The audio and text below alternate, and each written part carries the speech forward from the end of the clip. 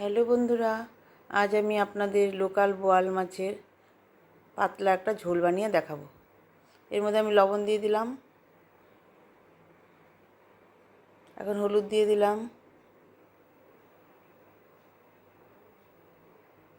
এখন সরষের তেল দিয়ে মাছটাকে মাখিয়ে নেব, কারণ বোয়াল মাছ ভীষণ ফাটে, সেই কারণে সরষের তেল দিয়ে মাছটাকে মাখিয়ে নেব। মাছটাকে মাখিয়ে 15 মিনিট রেস্টে রাখবো।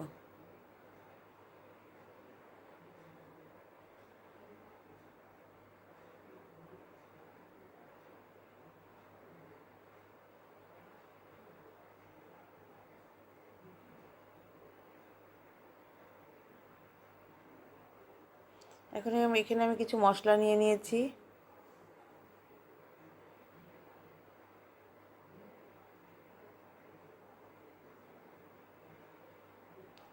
এখানে পেঁয়াজ কুচানো, পেঁয়াজ বাটা, রসুন থেতো, টমেটো পেস্ট, আদা বাটা, লঙ্কা বাটা, কাঁচা লঙ্কা, টমেটো, জিরের গুঁড়ো, ধনের গুঁড়ো, লঙ্কা গুঁড়ো, হলুদ আর লবণ।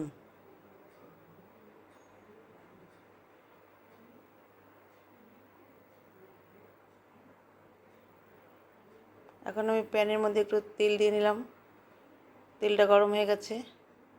এর মধ্যে আমি এখন মাছ ভেজে নিব, কিন্তু মাছটা ভাজা দেখাতে পারবো না, বেশি খুব ফাটছে মাছটা। মাছ ভাজার বাটিতেই আমি এখন কাঁকরোলের আলুগুলো লবণ হলুদ দিয়ে মাখিয়ে নিচ্ছি।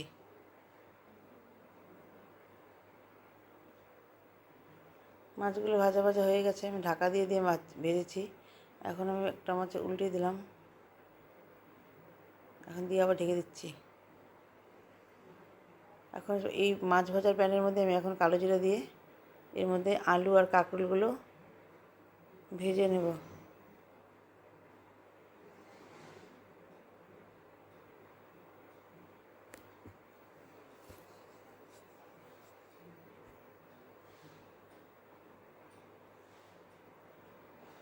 একটু ঢেকে দিলাম, ভাজা হয়ে গেছে, নামিয়ে নিয়েছি।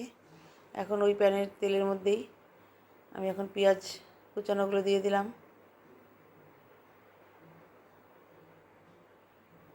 আর রসুন থেতোগুলোও দিয়ে দিয়েছি এর মধ্যে।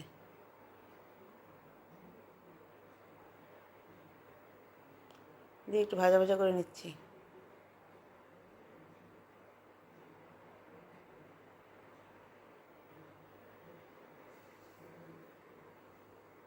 এর মধ্যে এখন কাঁচা টমেটো আর ছোটো ছোটো ছোটো টমেটো, লাল টমেটো দিয়ে এগুলো ভাজা করে নিচ্ছি। ভাজা ভাজা হয়ে গেছে, এখন এর মধ্যে আমি পেঁয়াজ বাটা,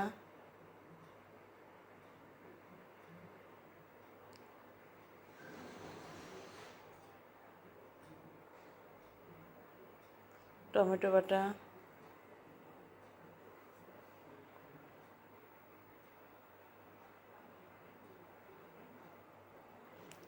একটু নাড়িয়ে নিচ্ছি।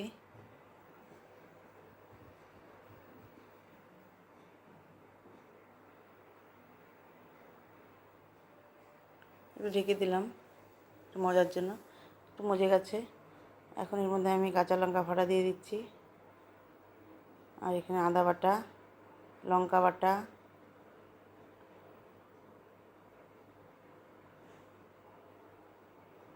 লবণ, হলুদ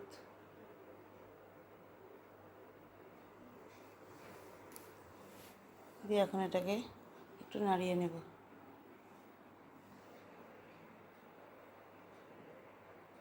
মশলাগুলোকে একটু মিশিয়ে নিচ্ছি। এখন এর মধ্যে আমি জিরার গুঁড়ো, ধনের গুঁড়ো আর লঙ্কা গুঁড়ো দিয়ে মশলাটা মেখে নিচ্ছি।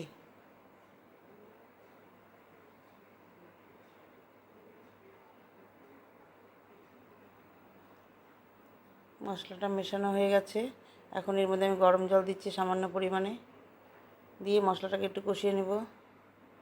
নিয়ে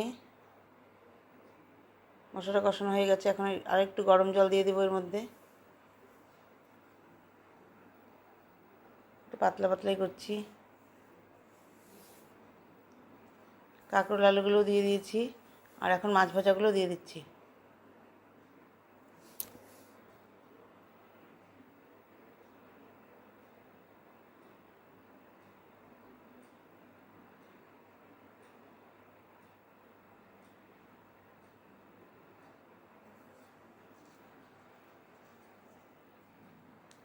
দিয়ে একটু নাড়িয়ে নিলাম,